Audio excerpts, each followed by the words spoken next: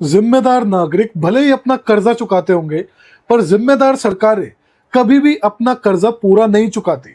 और मैं ये बात मजाक में नहीं बोल रहा, ना ही कटाक्ष में बोल रहा, एक्चुअल में मैं आपको ये बात बोल रहा हूं।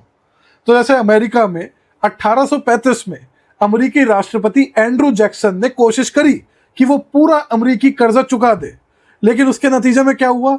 अमेरिकी अर्थव्यवस्था डिप्रेशन में चले गई और कर्जा फिर वापस से आ गया। 1960 के बाद अमेरिकी राष्ट्रपतियों ने 3 बारी अटेम्प्ट करा कि वो बजट को बैलेंस करे, कर्जे को डाउन लाने के लिए। अब ये बजट बैलेंस का मतलब क्या? भाई कर्जा यूजुअली सरकार कब उठाती है?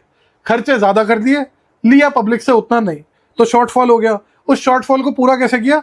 उधार उठाकर।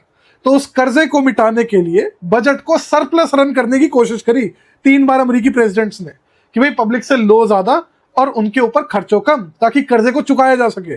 और तीनों बारी क्या हुआ? 1969 में, 80 में, 2000 में रिसेशन आ गया। और इसका कारण है, भाई सरकारें जब खर्चती ज्यादा है और पब्लिक से लेती कम है, तो वो प्राइवेट सेक्टर में नेट में इंजेक्ट कर देती है मनी को। लेकिन जब पब्लिक से लेती ज्यादा है और खर्चती कम है, तो प्राइवेट सेक्टर से चूसा मार लेती है, जिससे कि अर्थव्यवस्था डाउन टाइम में या रिसेशन में चल जाती है। आप चाहे तो इतिहास उठाकर देख लो, आपको दिखेगा जब भी सरकारें बड़ा कर्जा उठाती है for whatever reason, it is highly unusual for them to pay it of.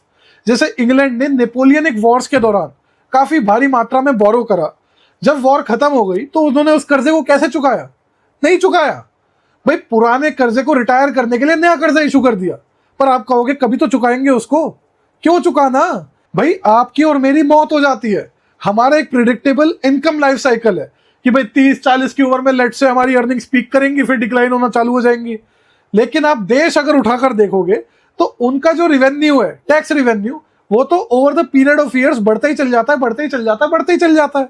देश थोड़ी मरते हैं, सरकार चेंज होती रहती है, देश थोड़ी मरते हैं, टैक्स रिवेन्यू बढ़ता चल जाता है, इसलिए डेट भी बढ़ती चली जाती है। आपको सिर्फ ये देखना है डेट टू जीडीपी रेशियो एक अनसस्टेनेबल राइजिंग ट्रेजेक्टरी पे ना चल जाए।